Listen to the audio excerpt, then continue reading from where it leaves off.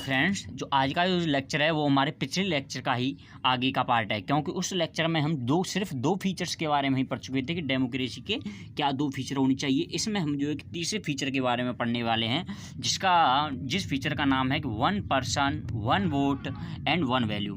इसका क्या मतलब है कि डेमोक्रेसी में यदि आपको किसी व्यक्ति को वोटिंग करानी है तो आपको एक पर्सन के लिए एक वोट नियुक्त करना पड़ेगा। इसके अलावा उसकी वैल्यू, ये भी बहुत इंपॉर्टेंट है कि उस वोट की वैल्यू भी बराबर होनी चाहिए। जैसा कि आपने IMF के केस में देखा था, वहाँ डिफरेंट कंट्रीज़ जो है कि अलग अलग वोटिंग कर रही थी और उनका जो है कि वोटिंग की जो वैल्यू थी वो उनके पैसे पर निर्भर कर रही थी कि जो कंट्री जितना पैसा ज़्यादा देगी उसके वोट की वैल्यू ज़्यादा होगी। इस प्रकार लेकिन डेमोक्रेसी का ये रूल नहीं होता है। पहले जो आपने देखा था, पहले जो डेमोक्रेसी की स्ट्रगल थी वो सिर्फ लिंक थी कि यूनिवर्सल अडल्ट फ्रेंचाइज। इसका मतलब था कि प्रत्येक व्यक्ति को जो अडल्ट है यानी जिसकी एज एक पार्टिकुलर उम्र से ज़्यादा हो चुकी है उसको वोट मिलने चाहिए। लेकिन ये प्रिंसिपल सभी जगह जो है कि मोस्टली ऑल ओवर वर्ल्ड में जो है कि इसको एक्सेप्ट करने लगे हैं। लेकिन फिर भी कई जगह कई कंट्री में आप देख सकते हो फिर भी इक्वल राइट वोट करने का नहीं दिया गया है। जैसा कि आप देख सकते हो कि सऊदी अरबिया में वुमेन्स को राइट टू वोट नहीं है। सबसे इंटरेस्टिंग आप देख सकते हो कि एस्टोनिया एक कंट्री है, उसमें क्या है, उन्होंने रूल्स इस प्रकार से बना रखे हैं कि जो कि रशियन माइनॉरिटी से जो भी लोग लिंक करते हैं उनको जो है कि राइट टू वोट करने का अधिकार नहीं है। यानी कि जो रशियन माइनॉरिटी के लोग हैं जो एस्टोनिया में निवास करते हैं उनको वोट देने का अधिकार नहीं है। और सबसे इंटरेस्टिंग तो आप फिजी का देखिए, इनका अलग ही अपना हिसाब है। इनका सिस्टम इस प्रकार का है कि जो इंडिजिनियस फिजी हैं यानी कि जो उनके जो पूर्व से ही वहाँ के इंडिजिनियस वहाँ के यानी लोकल ही जो फिजी लोग हैं उनके वोट की वैल्यू ज़्यादा होती है, जबकि जिन फिजियंस का ओरिजिन इंडियन है उनके वोट की वैल्यू कम रहती है। तो यहाँ पे देखिए ये राइट टू इक्वलिटी नहीं है, यानी कि प्रत्येक वोट को बराबर वैल्यू नहीं दी गई है।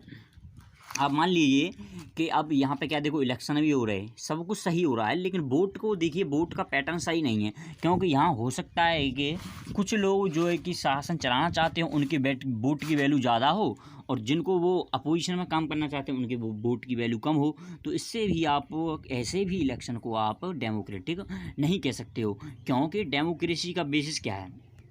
डेमोक्रेसी बेस्ड है, जो फंडामेंटल प्रिंसिपल है डेमोक्रेसी का मूलभूत सिद्धांत है वो है पॉलिटिकल इक्वलिटी, यानी सारे लोग समान हैं। इस प्रकार से हम जो है कि थर्ड फीचर पर निकल के आते हैं डेमोक्रेसी पर। In a democracy each adult citizen must have 1 vote and each vote must have 1 value. ये दोनों चीज़ इंपॉर्टेंट हैं, प्रत्येक को वोट देने का अधिकार होना चाहिए और प्रत्येक के वोट की वैल्यू भी समान होनी चाहिए। ऐसा नहीं होना चाहिए कि कोई एक पार्टी को, जैसे रिलीजन का व्यक्ति है तो इसके वोट की वैल्यू कम होगी, इसके वोट की वैल्यू कम होगी। इसके बारे में दोस्तों अभी हम और चैप्टर 4 में पढ़ेंगे।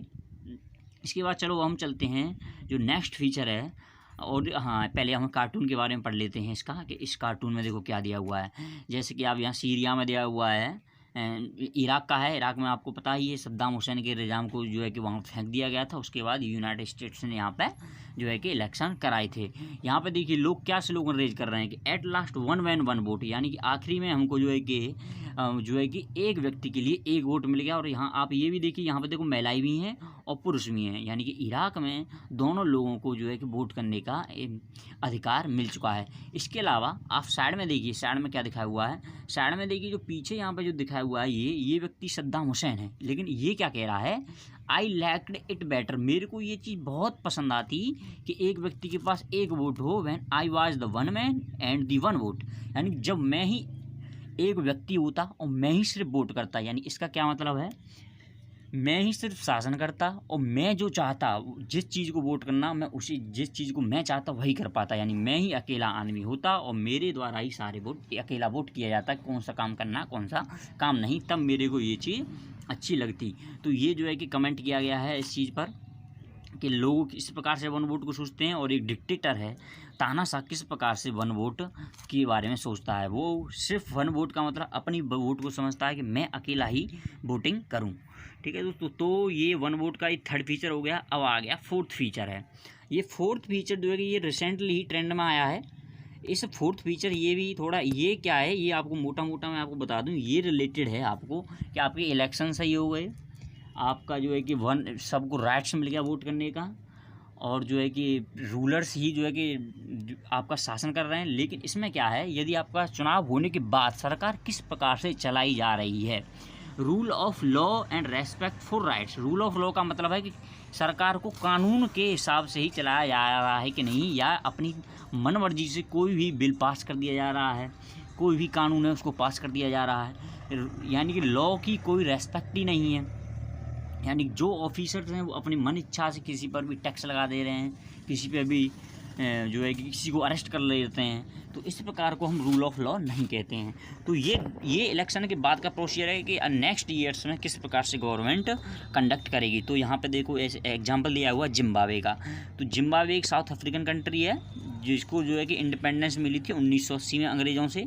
यहाँ की एक पार्टी थी जाडू पीएफ। तो इसने क्या कराया था, ये पार्टी थी जैसे इंडिया में कांग्रेस ने फ्रीडम स्ट्रगल को लीड किया था, जानू पीएफ ने जो है कि यहाँ पे जिम्बाब्वे में फ्रीडम स्ट्रगल को लीड किया था। लेकिन ये जानू पीएफ हमेशा जीती पार्टी को। प्रेसिडेंट मुगाबे थे, वो हमें पॉपुलर थे बहुत ज़्यादा इलेक्शनों को जीतने के लिए। लेकिन ये आपको देख सकते हो कि इस गवर्नमेंट ने कई बार इस गवर्नमेंट ने कॉन्स्टिट्यूशनल में जो है कि चेंज भी किया, जिससे कि प्रेसिडेंट की पावर बढ़ाई चाह गए, उसको लेस अकाउंटेबल बनाया। यानी कि लेस अकाउंटेबल का मतलब उसको कम जिम्मेदार बना दिया। यानी कोई भी देश में घटना घट जाती है तो प्रेसिडेंट की जिम्मेदारी को कम हो जाएगी पहले की अपेक्षा। और जो है कि अपोजिशन की पार्टी के वर्कर्स थे उनको हरास किया गया, यानी उनको परेशान किया गया, तंग किया गया, उनकी मीटिंग्स को जो है कि भंग कर दिया जाता था। और पब्लिक जो प्रोटेस्ट थे, डेमोन्स्ट्रेशन थे जो सरकार के खिलाफ, उनको गवर्नमेंट जो है कि इलीगल डिक्लेयर कर दी थी। इसके अलावा आप देखिए right to criticise the president. आप जो है प्रेसिडेंट को कितना क्रिटिसाइज करते हो, इसका राइट्स भी उन लोगों ने फिक्स कर रखा था कि इतनी लिमिट तक तुम आप प्रेसिडेंट को क्रिटिसाइज कर सकते हो। टेलीविज़न को भी देखिए, रेडियो को भी देखिए, सारी चीज़ें जो गवर्नमेंट के द्वारा जो है कि कंट्रोल कर सकी थी, जो पार्टी का विजन था उसी प्रकार से सारे लोग जो है कि दिखाते थे।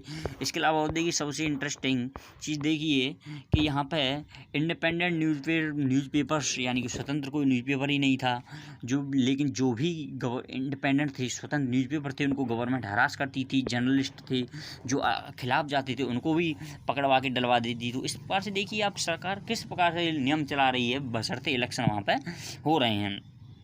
यदि कोई कोर्ट भी कोई इंटरफेयर, कोई जजमेंट ऐसा करते तो उस कोर्ट को भी जो प्रेशराइज कर दिया जाता था। तो यहाँ पे आपको पता लगता है कि पॉपुलर गवर्नमेंट भी जो है कि अनडेमोक्रेटिक हो सकती हैं, और पॉपुलर लीडर्स होते हैं वो भी कई बार ऑटोक्रेटिक तानाशाह हो सकते हैं। तो इस प्रकार से हमें देखना चाहिए कि जो है कि वहाँ पर किसी भी देश में पॉलिटिकल एक्टिविटी के लिए जो है कि रूम होना चाहिए, यानी जिससे वो पॉलिटिकल एक्टिविटी कर सकें।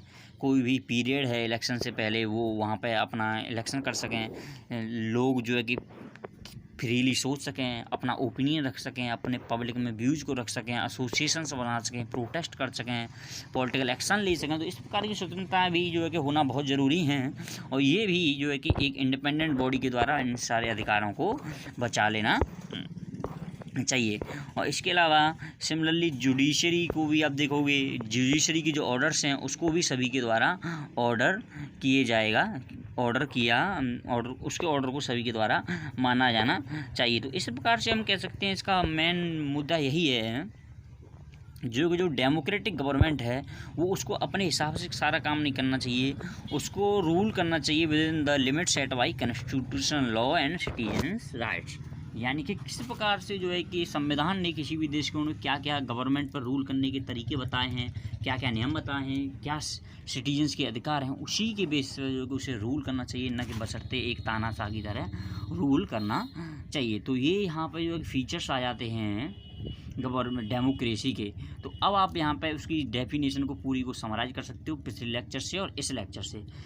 Democracy is the form of government in which the rulers are elected by the people. इस डेफिनेशन में हमने क्या क्या इसमें 4 रूलर्स क्या निकल, जो 4 फीचर आए, चारों को समराइज करने पर ये निकल के आता है कि रूलर्स जो है कि इलेक्ट किए गए थे लोगों के द्वारा, वो सारे के सारे मेजर डिसीजन लेने चाहिए। दूसरा फीचर्स था कि इलेक्शन हैं जो कि उन्हें फेयर होनी चाहिए, अपॉर्चुनिटी मिलनी चाहिए लोगों को कि वो अपने जो है कि रूलर को, करंट रूलर्स को चेंज कर सकें, यानी उसे बदल सकें। चॉइस एंड अपॉर्चुनिटी जो लोगों को मिल रही है और सभी पीपलों को ऑन द इक्वल बेसिस, यानी कि सभी को इक्वल बेसिस पे जो है कि चॉइस रहनी चाहिए, यानी कि सबके वोट का बराबर वैल्यू होनी चाहिए। इसके अलावा जो लास्ट यही फीचर था कि जो है कि आपको जो है कि सारे अधिकारों को चलाना है, गवर्नमेंट चलानी है, तो उसको सिर्फ सिटीजन्स के अधिकार हैं, उसके बेसिक रूल्स हैं, उसके बेसिस पर आपको गवर्नमेंट को चलाना चाहिए।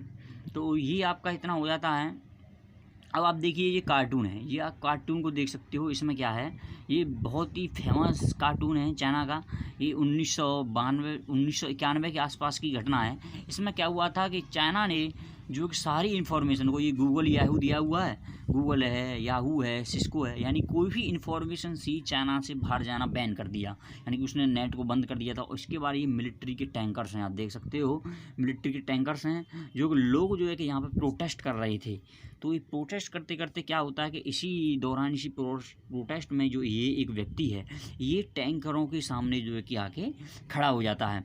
और ये देखो, ये सिर्फ अकेला व्यक्ति होता है उस टाइमैन स्क्वायर पर। एक स्क्वायर होता है चाइना में, या चौक होता है, वहाँ पर ये अकेला व्यक्ति होता है और इन टैंकरों के सामने खड़ा हो जाता है। और ये व्यक्ति लगभग 1 डेढ़ मिनट तक इन टैंकरों के सामने खड़ा रहता है। और बस इसकी वीडियो बस इतनी ही वायरल होती है कि ये व्यक्ति इनके सामने खड़ा होता है, लेकिन इस व्यक्ति का बाद में क्या हुआ किसी को नहीं पता है। तो इस प्रकार से आप देख सकते हो, यहाँ पर लोगों को प्रोटेस्ट करने का अधिकार नहीं दिया जा रहा था चाइना में। और लोगों के प्रोटेस्ट को जो ख़त्म करने के लिए आप देखिए तो सही कि यहाँ तक इन्होंने टैंकर तक उतार दिए अपने देश में। तो इस प्रकार से यहाँ पर चाइना में डेमोक्रेटिक गवर्नमेंट ने रूल नहीं किया। तो दोस्तों इसमें, हाँ, इस लेक्चर में हमने सारे फीचर समझ लिए, क्या क्या डेमोक्रेसी होनी चाहिए, किस प्रकार की डेमोक्रेसी होनी चाहिए। तो इससे आपको पता चलता है डेमोक्रेसी के बारे में, किस प्रकार की गवर्नमेंट को हम डेमोक्रेटिक कहेंगे।